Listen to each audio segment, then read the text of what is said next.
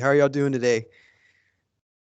Kobe, we're so excited for We're today's fine. event to have Daniel on here, and we're really gonna ready to get started. But remember, last January we had a workshop on what do you do after college, and CEO Hunter Follett tells us he Googles every applicant, so our digital presence is critically important. Last September, Daniel shared with us strategies to prepare to land a job right out of college by creating an all-star LinkedIn profile. Well, of course I do, Kyle. I mean, I recall some of the great benefits where visibility is way better than important than inability. Yeah, absolutely. So our digital profile and Handshake and LinkedIn are more important than your resume, even. Yeah, than your resume. So who is searching on you? Definitely, and that's awesome to remember, Kyle. And just for everybody out there, we want to make this as interactive as we possibly can. So, like, let's put in the chat how many times you've been rejected from a job that you applied to, just to see it. I want to see this chat blow up. Just boom. Come on now, guys. I know y'all got it in you. I know y'all got it in Yeah, you. absolutely. Go ahead and drop that in the chat because we want this to be interactive. And Kobe, there's estimated 12 million posted and unposted jobs, and there's 6 million job seekers. So the inventory of jobs is out there. So the rejection is not the end, right? Keep pushing forward. Yeah, definitely, Kyle. I mean, that is just awesome to remember. And, I referred to the guide, the My All Star LinkedIn guide. And, I set up my LinkedIn and it was an awesome site to just be a part of. And I even got 5 friends the first day, which that's pretty cool. I mean, I'm not that popular on social media. So, that's crazy. What about you, Kyle? What do you Yeah, think? for sure. So LinkedIn is such a great platform and really to start those meaningful connections. And that's something Daniel will touch on because it's so important to really connect with people and really, have coffee with them and really create those mentorships and really brainstorm with everyone. So in a few minutes, we're going to welcome Daniel back to pick his brain just a little bit more. So before we do, let's ask the audience, is Gabrielle in the audience? We're going to let her speak if she is in here. Hey, Kobe, how's the chat going? Is people dropping some in there? Yeah, definitely. I saw a couple. We got Tom. Tom said 50. Wow, that's a lot, Tom. That's Shot. Yeah. So anybody else want to comment in the chat how many times they got a no to a job? I Sometime don't they know got rejected. if the chat is working. You It too. says it's only for team members. Oh, Well, that will definitely. So Tom did say 50, so that sounds like there is a big range here of some rejections. So we'll just sort of move forward and really introduce Daniel here, yeah. and really excited to have him here. So Daniel, he's dedicated to showing first generation minority and international college students the path into their dream job. He's a national best-selling author and top-rated podcast host, mastering college to career. He's helped thousands of students land jobs with top companies through his mentorship program, and he's a speaker to students from over 150 universities and tens of thousands of young people. And he's still living his dream by helping others and achieving theirs. That's just awesome to hear, Daniel. And, whether seeking an internship or preparing to graduate, or as an early professional in your career looking to advance or switch careers. It's just awesome to hear, Daniel. That's awesome. I'm so excited for today. So who's ready for their breakthrough? Kobe, I know I'm jacked, man. Are you ready? I'm ready. Are you sure you're ready? Because Let's do it, I think Daniel. Come on. Hey, what's going on, guys? Thank you so much for having me here again. I'm super excited to get this going again and just talk about how to land your dream job. yeah, that's awesome. So, Daniel, I'm going to start this question off. So, handling setbacks and, beating the odds to be resilient, one step doesn't fit all situations, of course. So, can you tell us about your story, like overcoming setbacks? Yeah, I mean, here's the beautiful thing about life, right? One thing is certain, and that's change. And for me, that's hasn't been any different. I've always uh, have had so many setbacks and just obstacles throughout my whole life. But one thing is that I've always found is just to have grit and to have perseverance and to understand that setbacks, you either win or you learn, but there's no losing, right? And so even when I think about like the struggles of me coming to America with just my mother and I and $2,000, or even when I think about the fact that I struggle to this day, I struggle with spelling and writing, but I was still able to write a best-selling book.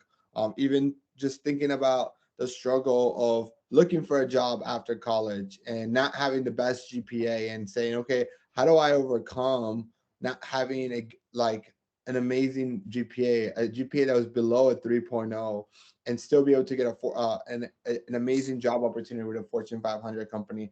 I think what comes down to it, right, is grit and perseverance and understanding that you're not the only one that faces struggles, that odds are everybody here, all 51 people that I see here, or 55 people that I see here, bet you whatever you want that you have your own internal struggles. And I think the biggest thing that I would say is to remember that just keep learning from people who've accomplished it and don't give up, because it's not about how many times you fall, but it's how many times you get up. Yeah, I love that. Grit and perseverance and really pushing forward. And even during those times of rejection, whenever you're falling down, it's really rewarding whenever you can keep persevering throughout your journey. Can you tell us a quick story, kind of a testimonial, of some students you've helped to really get through some adversity at times whenever they are getting rejected through different job interviews and such?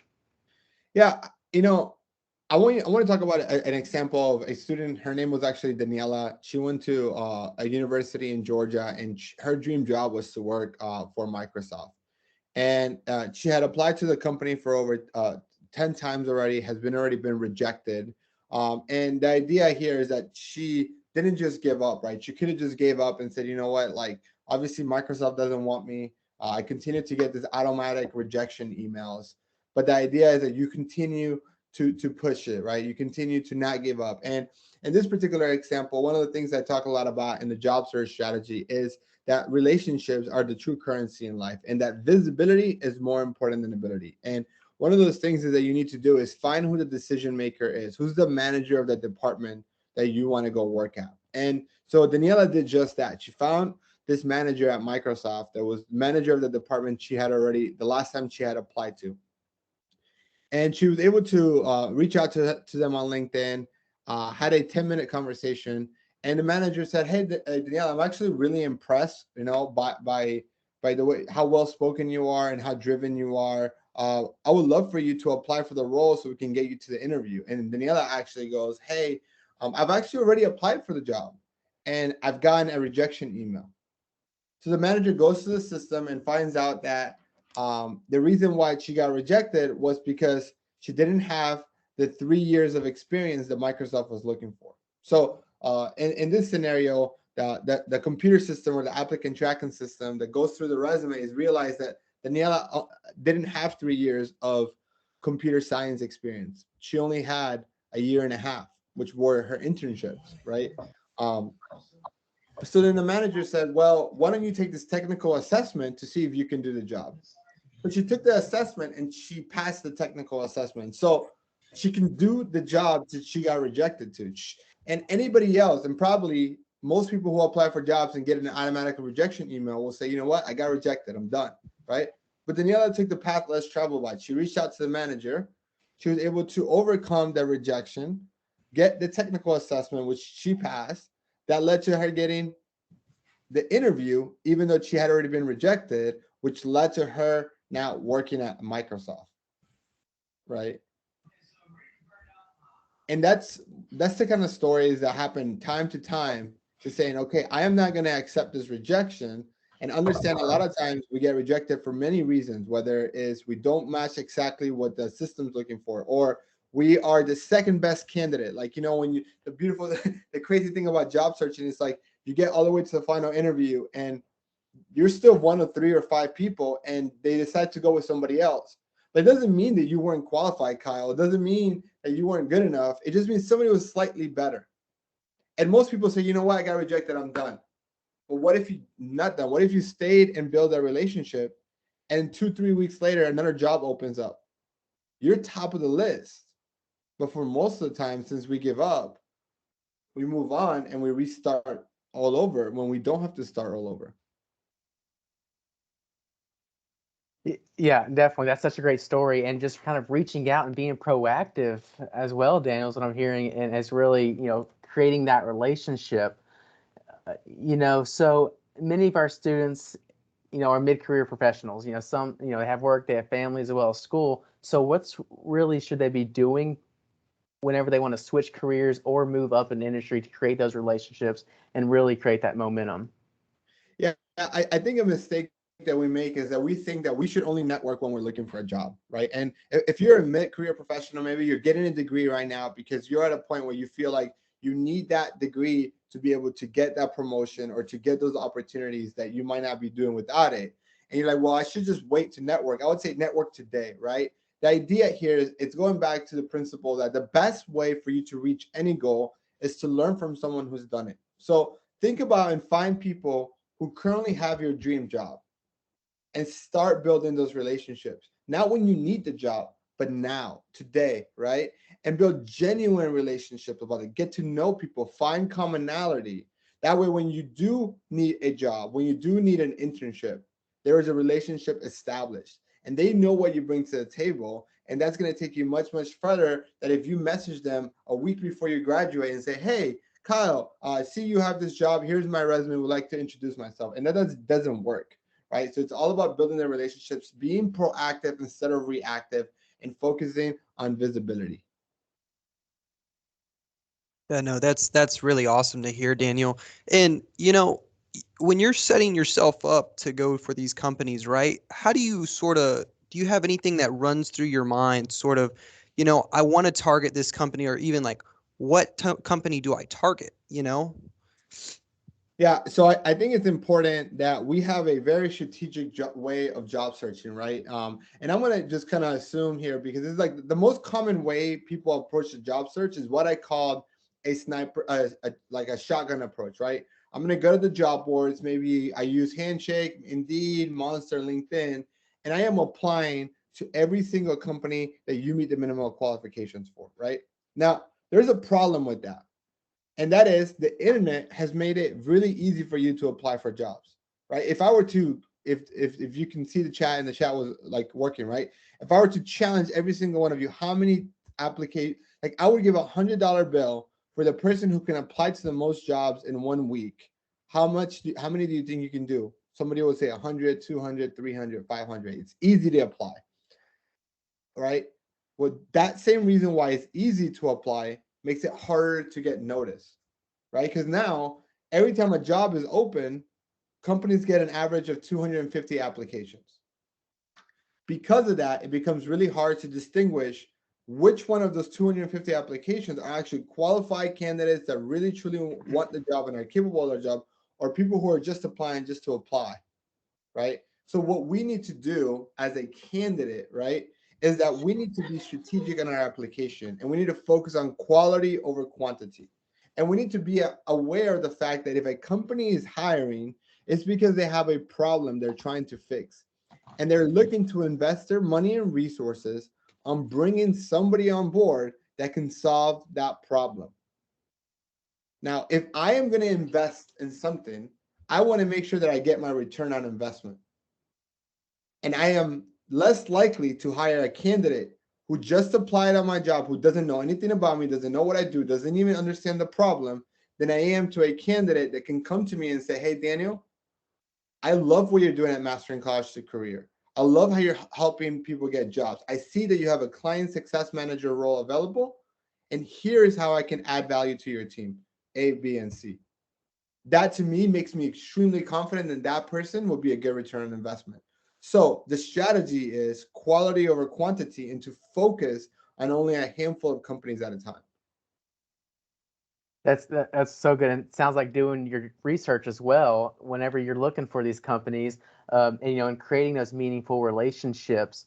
What's a great way, first step for students really leveraging LinkedIn through either direct messaging or really setting up those relationships along the way? Yeah, I think that the best way is to finding people who have your dream job, right? Like it goes back to the best way to reach any goal is to learn from someone who's done it, like a mentor, right? at the point, the way that you find and you go from a complete stranger to a referral, right, is identifying commonality between you and that person. The more you have in common with that stranger, the more likely they are to reply, the more likely they are to for you to be able to build a relationship with them, because that bond, whether you attended the same university, whether you are from the same hometown, whether you like the same sports team, whether you both play soccer, whether you're both in the same student organization, right? All these things up, whatever that is, that's what bonds you together, and that's how you start the conversation, right? Is by making that deposit with before you withdraw. Is by making the conversation all about you or them, not all about you, right? Because what most people do is like, "Hi, my name is Daniel. I'm a marketing student," right? It's all about like me. Make it about them. Find commonality and make it about them. I like that. So it definitely sounds like your LinkedIn profile should be showcasing your personality and really, because when those companies are looking for LinkedIn, looking at different profiles, really making that fit. Is that correct? Right. And I think that's where being yourself, right, and being authentically you on LinkedIn is going to help attract the right people that you want to connect with, and also discourage other companies or other hiring managers to want to connect with you, which is a good thing because it's filtering it out and ultimately helping you land in a better opportunity that matches what you're looking for. Yeah, that's awesome, Daniel. And not to stray too far away from LinkedIn, but h- how what are you looking for when you're trying to find a mentor? Can you find a mentor on LinkedIn, or is it just anybody walking around one day, or do you have a checklist that goes through your head or anything like that? Yeah, so like I want to talk about like this rule of nine, right? And it's, to me, I think about getting at least three mentors, right? And what I look for in those three mentors is finding three people who've accomplished a goal that I want to accomplish, right? That is the easiest path to accomplishing any goal. Why? They've done it. There's no need to reinvent the wheel, right? There's no need to try to figure out what skills, what technical skills, what software, what certifications, what do I need to do to be the ideal candidate for the dream job that I want, right? So that's so it's not about going to anybody and saying, "Hey, random stranger, can you mentor me?" But it's people who've accomplished the goal you've already like that you're trying to accomplish. So that's three people. I also think that it's important to find three people who are in the same journey as you, people who are also passionate about being an HR generalist, or also passionate about becoming a data analyst, or are very passionate about becoming an accountant at a big four firm. Whatever that dream job is, find three people, classmates, right, that are also in the same journey that you can learn from each other. Now, I also believe of the rule of of giving back, right? Like if you're expecting someone to give their time to you, then you should give your time back, which means you should find three people to mentor yourself on a goal that you've already accomplished. Now, before you come and say, "Well, Daniel, I haven't really accomplished much." Well, you're in college. How many high school students want to go to college, right? Or how many people who didn't get their degree originally are thinking about, they don't even know where to start. So get three people who've accomplished the goal you want to accomplish, learn from them. Get three people who are in the same journey as you, who want to accomplish the same goal as you, and then find three people to give back to. Now, if we all did that, then the world would be a much better place. Yeah, I totally agree. And it'll definitely create that web of connections, and Yep. people will just start really collaborating and really helping each other along the way, holding each other accountable on everything. So that's really powerful. And like you mentioned, creating those meaningful relationships. Absolutely. So Daniel, talking about really kind of the interview process. So once someone really gets that first interview, there's some really questions that personally I even feel like when they ask, "Do you have any questions for us?" Well, a lot of people may get stumped during the interview process, but there's also always a way to find if you're a great fit for that company. What are some really top things that you can really talk about during the interview? Yeah, I think it's important, before I kind of answer that question, to understand that you need to be interviewing the companies just as much as they're interviewing you, right? We as and I remember this, like when I was looking for a job, like how I felt like the companies have all the leverage, how the companies are the ones who dictate it. How is it that I apply for a job, don't hear back from a company, and then whenever they need something, I have to reply within minutes. Like I feel like I have to reply within minutes, or I'm going to lose that opportunity.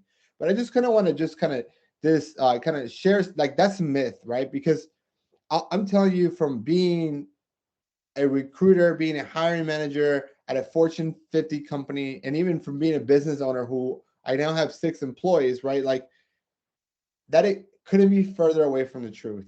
You as a candidate actually have more leverage than you think.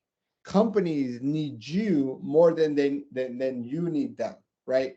And actually we were just talking about this yesterday, all of us, and Dr. Winters was even sharing like how there is over like 10 to 12 million jobs currently open, and there's only 6 million job candidates, which means that for every job opening there's 2 candidates, right? But it doesn't feel that way. It feels like, well, for every job opening there's 250 applicants. Well, that's probably because the average person is applying to like 500 companies, right? So let's remember that it's also important for you to interview them back. And so when you are going through this interview process, you need to ask questions, right? You need to make sure that you are asking about things that are important to you, whether that is growth potential, whether that's work from home, whether that's benefits, whether that's compensation, whether that's mentoring, whether that's experience, whatever is important to you, you got to make sure you're asking about it. Now, rule of thumb is that minimum, you should ask 3 to 4 questions when you're ending the interview, right? So a typical interview would be like small talk. The interviewer sets the agenda. They interview you, and they'll say, "Do you have any questions for me?" That's when you interview them, and then you guys walk away from the interview. So it's important that you ask questions about the department. What is the goals of the department? Ask questions about the person that's interviewing you. And here's the ninja trick of the day, right? Um, this is the question I want you to ask at every interview moving forward. And this is the last question. And this is a magical question. So better write it down if you're taking notes. Is there any particular reason why you think I might not be a good fit for this role? I'm going to repeat it one more time. Is there any particular reason why you think I might not be a good fit for this role? And here's why this question is so important, because it gets you feedback, right? How many of you probably gone to an interview, felt really good about it, to only get an email back a week later that, sorry, we've decided to move on with another candidate, and you have no idea why? Well, when you ask this question, you're able to get feedback. You're able to understand, hey, Daniel, hey, I think you're very driven, motivated, but I think you lack X, Y, and Z. Or I think you lack some leadership. We're looking for someone who has a little bit more leadership experience. And if there is an objection, you have one chance to overcome it, right? Hey, I understand why you might feel that way. Maybe I forgot to mention that I was actually the captain of my sports team growing up, and I built a lot of leadership experiences and managing all type of personalities, and on and on and on, right? What if they say, hey, you know what, Daniel? I think there's no reason why not. I think you're a great fit. You'll be hearing from us soon. If you got positive feedback right away, let them know. Okay, what are the next steps? What are the next steps? Like, I am so glad that you think I'll be a good fit. What are the next steps? And so and you're walking away with the interview knowing exactly where you are, because even worst case scenario, they tell you you're not a good fit. Now you're not waiting a couple of days or a couple of weeks to hear back. You can actually go and be proactive and continue your job search process. That's powerful right there, for sure. Definitely ask for that feedback before you leave. Uh, sort of with rejection, and really, kind of clearing the waters after that, before that interview's over, and understanding, like you said, and then being proactive and keeping moving forward.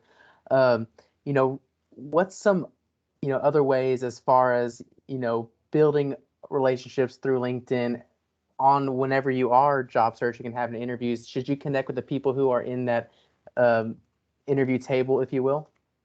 Yeah. So in terms of like who is the ideal person to connect with and build these Mhm. relationships with, right? Let's talk about common myth, and then let's talk about like the right way of doing it, right?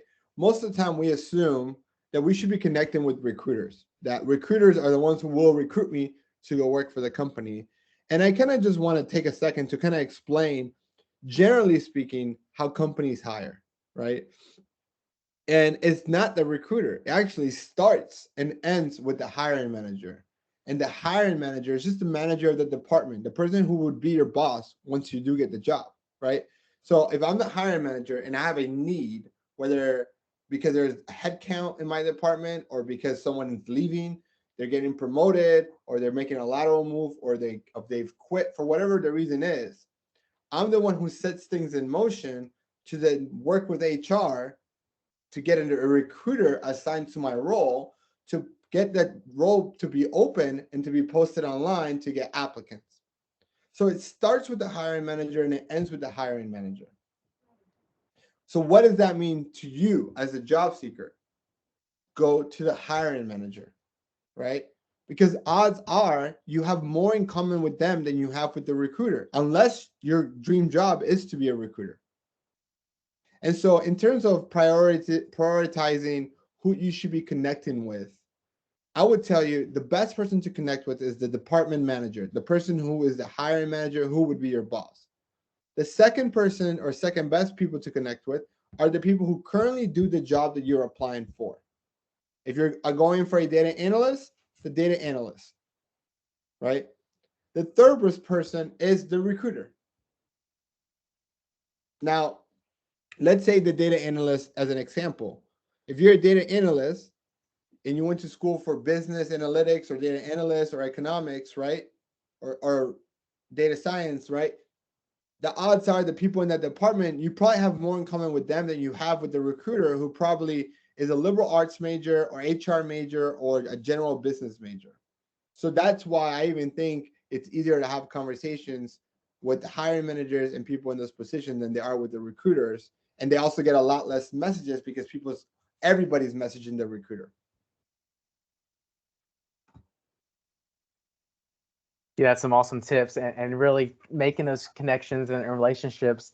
I want to open the floor up real quick. Is there anybody that wants to ask a question for Daniel? Just turn on your mic or raise your hand and we'll get to it.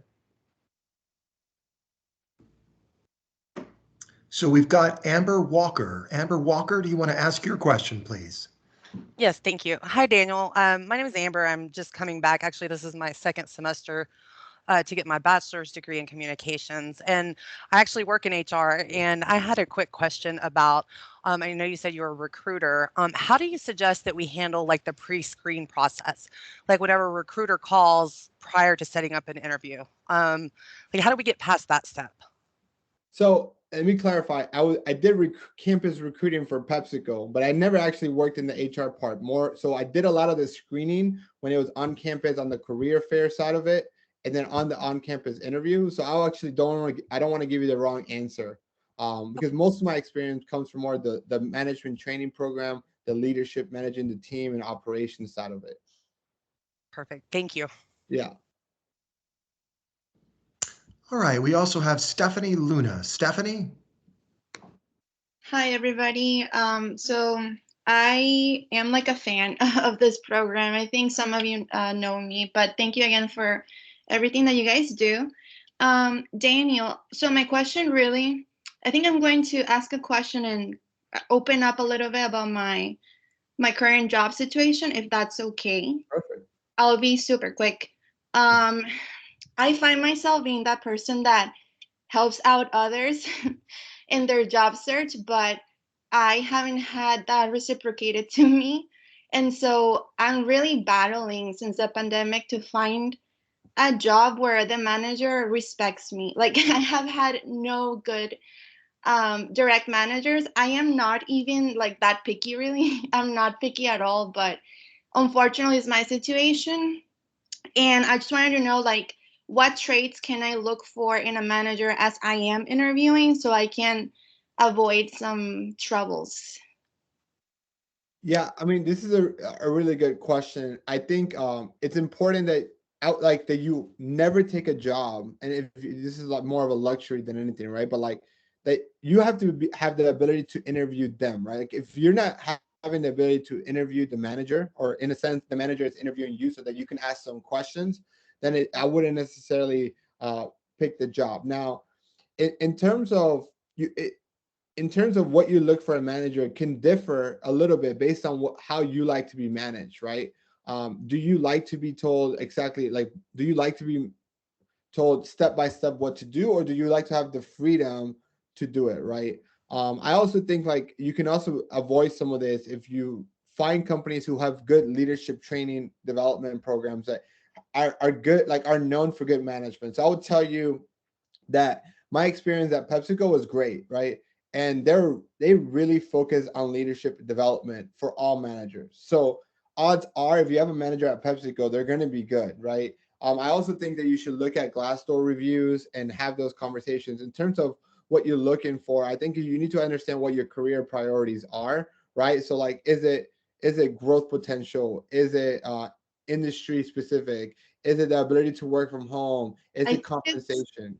I think it's really hard to spot the ethical part of things. Like, it's so like, right, how do you know somebody's ethical or not? Even right now, like, how do you know that I am ethical, right? Like, if you don't know me. So ethics is something that's really hard to spot, but what I'll look for, like you suggested, the training, right, and the leadership, I'll do some research about that. Thank you so much, Daniel. Yeah, and Luna, I would just say your experience as a candidate through the interview process is a good taste of how it is as an employee. So, for example, if you get treated like a number through the whole interview process, there's a lot of automation going on, right? A very like everything seems like you're just a number. Odds are you're gonna feel like a number as an employee. But if you feel really good about the whole interview process, right, and the people you meet are all nice, everybody seemed happy to be there, right? Then that's are all really green flags for the job. Thank you very much. I appreciate it. Thank you so Yeah. much. All right, we go next to Michaela. Michaela? Hi, Daniel. I am Michaela Arzola. I'm a first year student here at UHV, but I'm also a second year college student. My question for you is, what's your advice for people that have no experience in the job force, or that are like that have no experience in the job force that they're looking for, like career wise? How should they approach an interview, or what traits should they have that would benefit them? Can I ask you what's your major, or what are what Yeah, kind of of course, job you're of going course. for? My major is criminal justice, and I don't have much experience in that actual field. Of course, starting off, it's very hard to jump into that right away. But I do have background job experience. I just want to know what traits or what should I do application wise that would put me above others. Yeah, so like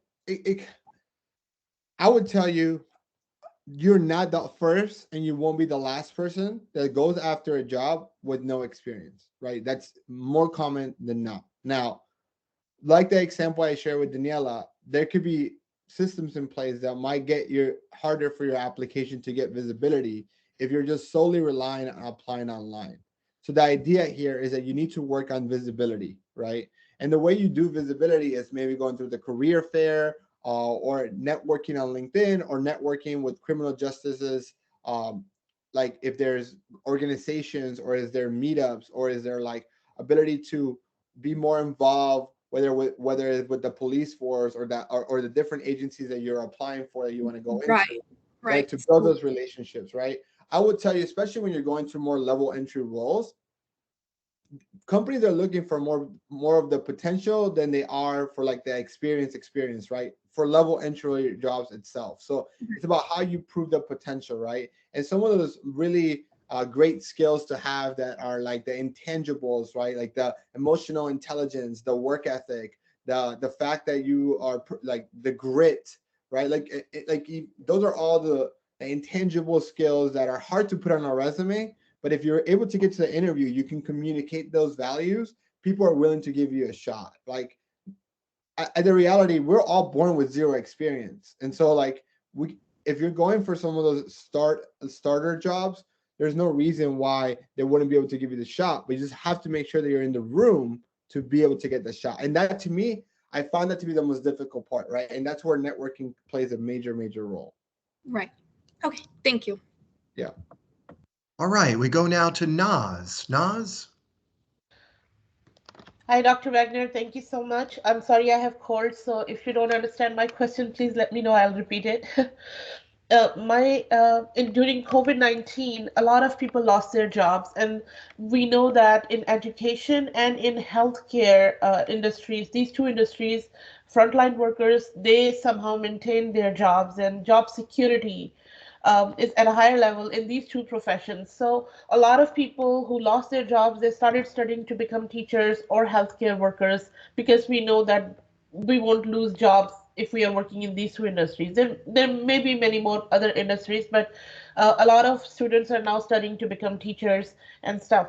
So, for example, me, I have almost 25 years of experience of working in corporate sector, like in different roles. And now I'm planning to become a teacher, and I'm on my last semester.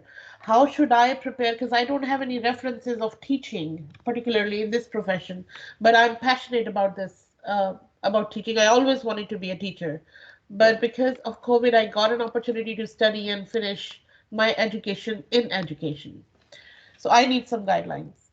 Yeah, I would tell you again, a couple of things. One is mentorship, right? Find other teachers, right? And there's other people in your similar situation who have pivoted into the education system that can tell you how they transition to it. That's one. Second thing is, I think that you can volunteer, right? I think that there's organizations where you can mentor young, like Big Brothers, Big Sisters, or different organizations where you can mentor youth after school programs where you can volunteer and you can start working with them and understand and building up those leadership skills within a classroom and how to lead a classroom, how to manage a classroom. I think like if you look at the job of a teacher, right? And we don't necessarily have the time to dissect this right now, but if you look at the job and say, okay, what are the most important skills? Like, is it managing the student classroom? Is it teaching the material, right? All those main tasks, and say, okay, how do I break those tasks and how do I gain individual experiences in those tasks? So managing a group of students, you could do that at a YMCA. You could do that at a place where students go after school, right? Where you're able to do that, maybe even if it's an hourly job or even a volunteer job. If it's the teaching the material, is there a way that you can do that as well through an internship or even, again, volunteering experience, right? So that's where I would challenge you to think outside the box to be able to find those experiences and, again, network and relationships. I think that a lot of schools, and I don't know exactly how it is in Texas, but in Florida, I can tell you that there's always needs for volunteers at schools, right? You're going to have to go through a background check, but you're going to have to go through the same background check when you are a teacher anyway. So might as well start going that. And if you're able to volunteer at schools, not only are you going to be able to gain experiences, but you're also going to be able to build relationships with the principals and the administration to that then give you a shot once you do it. Thank you so much, Daniel. Yeah. All right, so please continue to raise your hand. I apologize, we have a malfunction with the chat, but if you do have questions, please feel free to raise your hand. We move now to Brianna. Brianna? Hi, so first I just wanted to say hi, Kyle. He's my cousin. How are you? I'm good. So my job situation has honestly been, it's been very difficult. I just lost my job because I'm a full-time, college student. I'm in my second semester, still in my first year. So how do you like cope with like, the job loss, because it's like they weren't working with my schedule at all and I didn't like get nearly enough hours. And so I'm trying to find some, I have some jobs lined up that I'm pretty close to, starting, but it's just one of the things. It's like, how do you cope with, employers that are like that? I kind of want to go reference back to the statistic that there's 12 million jobs open and only like or 10 million jobs open and only 6 million candidates, right? Like I know that it feels like we don't have a lot of leverage, but in fact, I want to make sure that you're looking outside the box. There's a lot of remote work. So like even if you say locally, hey, Daniel, I live in a place in locally, there's not a lot of jobs, but there's a lot of remote jobs available as well, right? And there's a lot of companies who are desperately looking for great candidates. So I think that what I would then challenge you to do is to making sure that you're researching companies before you're interviewing them just as much as they're interviewing you before you go and make the decision to work there, right? I know that when we are at a point of desperation and we've been looking for a job for a couple of months and we are not getting traction, and then we finally get traction, right? And we get a job offer, we're just so inclined to just accept the first job offer that comes to us because we're in that position and we need it. But I would just challenge you and say, before applying, research the company, making sure that it's aligned, that they treat their employees well, that the culture is well. Like there's a lot of great websites like Glassdoor.com that like people leave reviews on companies, and you're able to kind of see what the culture is like, or if they had layoffs, and or how they take care of their employees. And that's where I would do it. I would challenge all of you to spend more time on the front end of job searching, researching before applying versus applying and researching on the back end. That makes a All lot right. more sense. Thank you very much. Yep. Okay, we go to Sherry Brooks.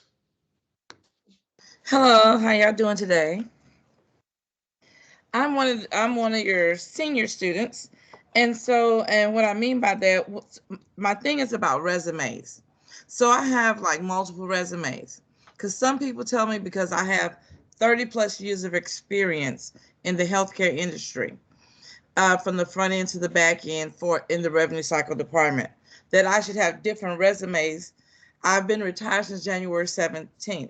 So since then, I've obtained my degree, and now I'm working on my bachelor's. So my question to you is should I take away my experience on my resumes?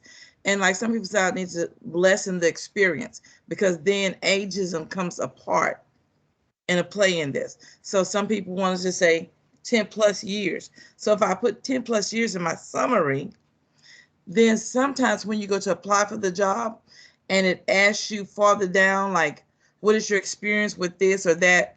And I say 10, it won't allow me to add the plus. Then it looks like I'm saying something different than I have. So Yeah. that's my first question. And my last question is, when they ask you the question, how do you handle how if you've had a problem, how do you handle it? Well, because I've worked a long time, that I would know the first thing is to step to the person and you have a discussion. And if that doesn't work, then you would go to the management, the next level up and level up until you get it resolved from those points across. But it's hard to say when you're talking to the interviewer because it comes across sometimes kind of corny. Okay, so let's unpack this. Let's start with the first question, then we can go to the second one. Okay, so your first question about resume. Let's unpack a little bit of the resume part of this, right? It's important to understand that your resume has one job, right? And that job is to get you to the interview. That job of the resume, it is not to get you a job. So no one's going to look at a resume and then offer you a job just by looking at the resume alone, right? If your resume sparks their interest, best case scenario, they're going to say, we need to bring Sherry into the interview. So with that being, with keeping that in mind, we want to make sure that when we build a resume, it's not going to overwhelm someone with all that experience, all 30 years of experience that you have, but it's really just highlighting the most important things that you've done in your experience that has set you or gotten you ready for the job that you're applying for, right? So your resume should just work as like the appetizer of the, like it's the appetizer, right? Like, it's not the whole meal. Like the whole meal is the interview. That's when they really get to know you. And when you're filling out the application, you know, that the idea again is talk about what the things that are relevant to the job that you're applying for. Don't overthink it on the years of experience. don't overthink it. If you put a 10 here and you had 10 plus on your resume, like don't overthink that, right? And I would tell you that if you're struggling to get to the interviews, then I think the best way for you to overcome the application and that's it is the networking part, right? Because if you can build a relationship with the people that work at that company, with the hiring manager before you even submit your resume, nobody's going to read word for word what you put there, right? So I would just challenge you to just try to keep your resume to one page, as hard as that might sound, right? And just use it as a highlight reel of your life, right? And focus on what's relevant to the things that you're applying for the job in the future. And then once you do get the interview and you do get asked that question, it's also really important to understand what's the company culture, right? Is the company culture want you to be resourceful and for you to solve these problems on your own? Or does the company culture clearly state that they want you to rely on leadership to solve your problems, right? And some companies want one way and the other companies want one way, which is why it's important to have awareness of what is it that where we're applying and what is it that they're looking for, because that should then kind of change the way we answer that. Now, I would say you shouldn't fake your answer. You should answer how you would truly manage, how you would truly handle that situation, because that's going to really help you also figure out if that's a good place for you to work. Because if you truly would rather handle the situation you and that peer by yourself without including management, right? But the expectation of the company is to do it this way. If you do get that job and go back to your out of the way that you've always done it, once you get the job, then you're going to have conflict with your manager because you handle it the way that they didn't want you to handle it. So I would encourage you to really, again, vet the company and making sure that you're applying to companies that match the way your leadership style or match the way that you look at the world. Thank you, Daniel. Yeah. All right, a couple of quick questions as we get ready to wind down. Just two more questions. We've got Jamail. Jamail? Yeah, hi all. My name is Jamila. I'm an international student currently finishing up my MBA. And as we all know, companies see international students as a more risky investment and they don't really go and employ us directly. And since we cannot work according to US law, we can only work in the university. How can we make our resume stand out more for employers? That's my question. Yeah, that's a great question. And I'll tell you that I've been focusing a lot more working with international students the last year for the same reason that you're saying. I think that you can still do projects, right? And so there's two things. One is networking, right? And two is projects, right? You can do projects that show the skill sets that you're going for. Now, after a year of you being here, you should be able to do an internship or a co-op. So I would just work with your schools, international school, student department to kind of help you with all that, but you should be able to do that. But there's projects to be done, and I would start networking as early as possible to get visibility, because one of the hardest things as an international student, as you probably encounter as you start applying for internships and jobs, there's a question that says, will you now or in the future require sponsorship? And that's a big filtering question. And so I would say rule of thumb is to start identifying companies that are willing to sponsor, and there's a lot of them. So 40% of companies in America do sponsor, especially all the big tech companies. And so that's where I would start, because they are willing to sponsor you right away and you don't have to go through an agency. Okay, one last question. How do you define networking for international students? Because for me, I go to the Katy campus, and just me going to the campus, take my classes and come back home. So I don't have a lot of opportunities to network. And how do you advise me to do this networking?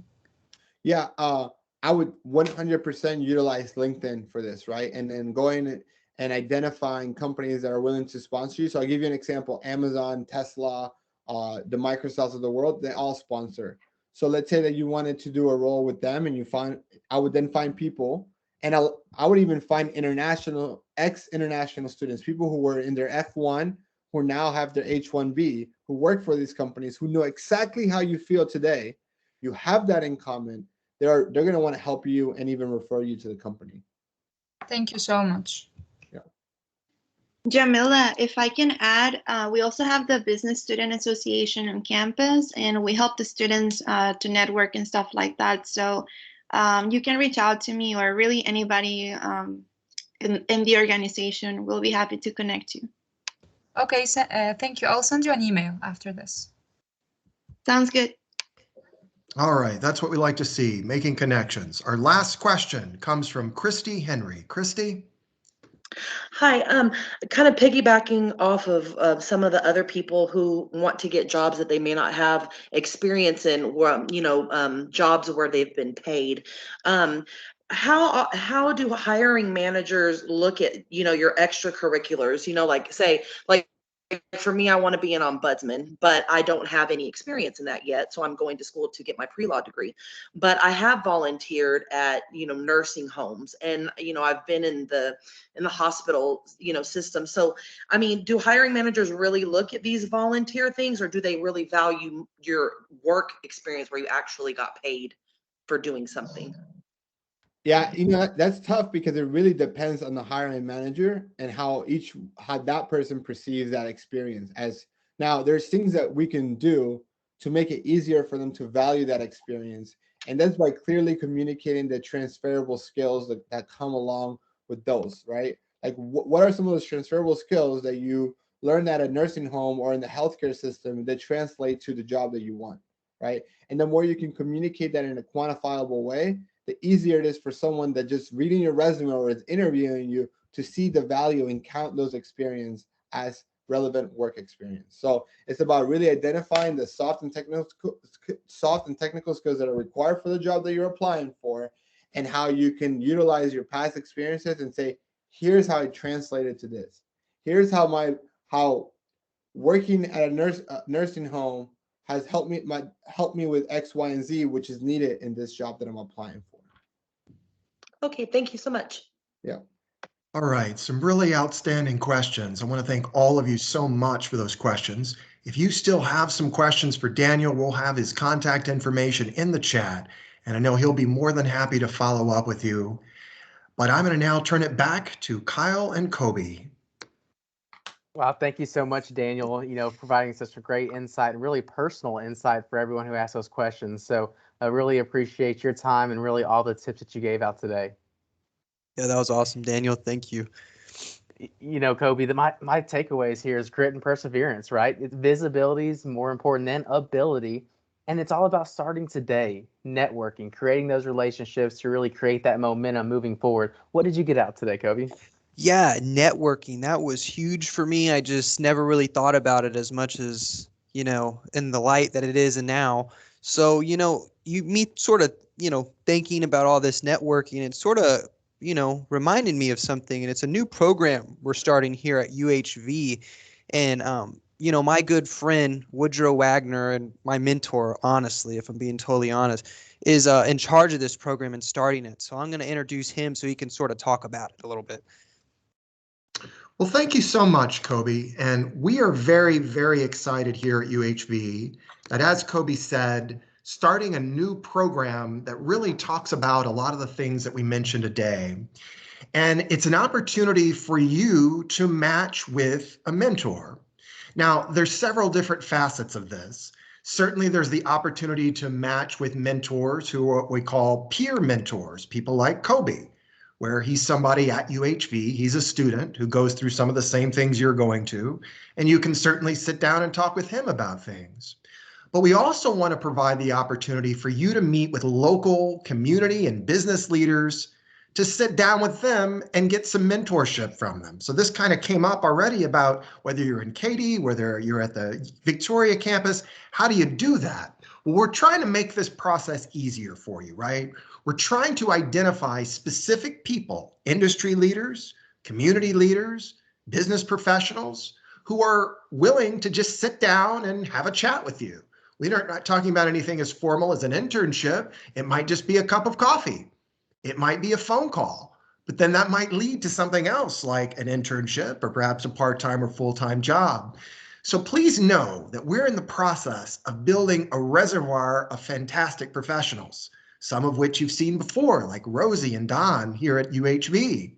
But then there might be other folks you don't know, like Michelle and Diane. Say you're interested in law or a legal career in some way. Well, wouldn't it be nice to sit down with one of the prominent attorneys in Victoria to pick her brain about what you might need to do to make that come to fruition? And Diane would love to have lunch with you, would love to sit down for coffee and talk to you about those things, as would Michelle. Maybe you're interested in finance and business. And Michelle, like Diane, are UHV alumni. So they kind of know what you've been going through. But what we're doing now is creating a reservoir of all of these folks who have indicated to us that they want to help out, that they want to sit down with you as UHV students.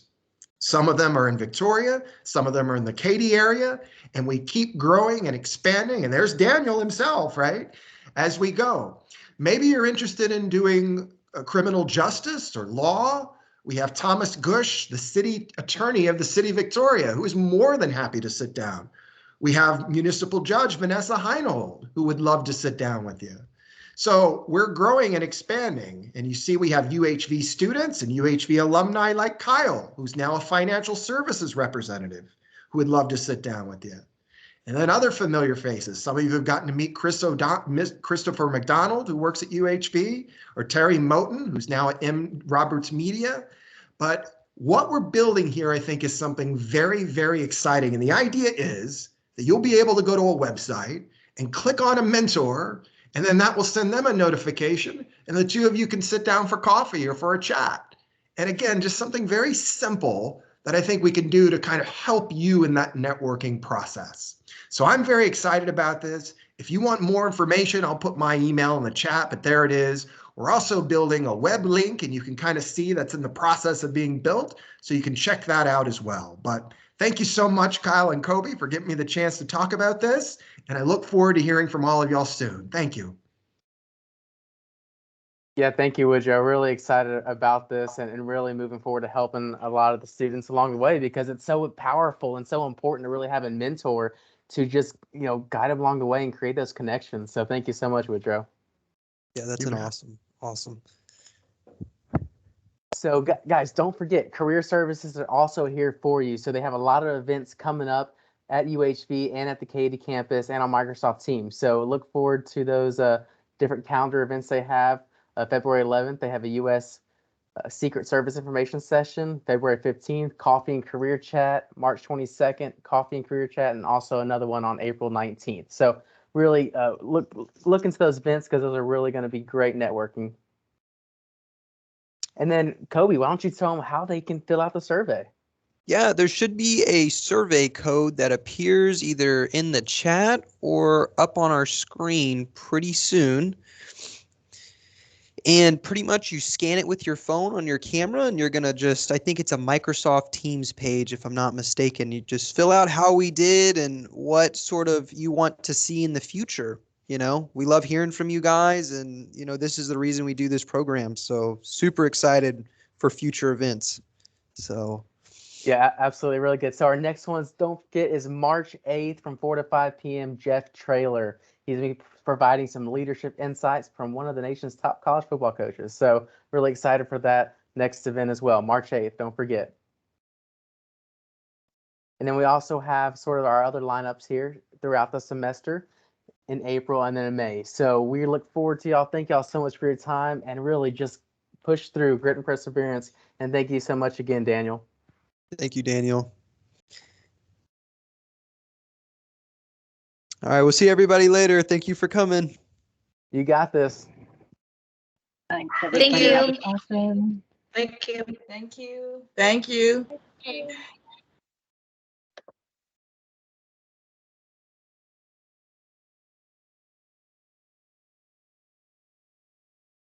Thank you.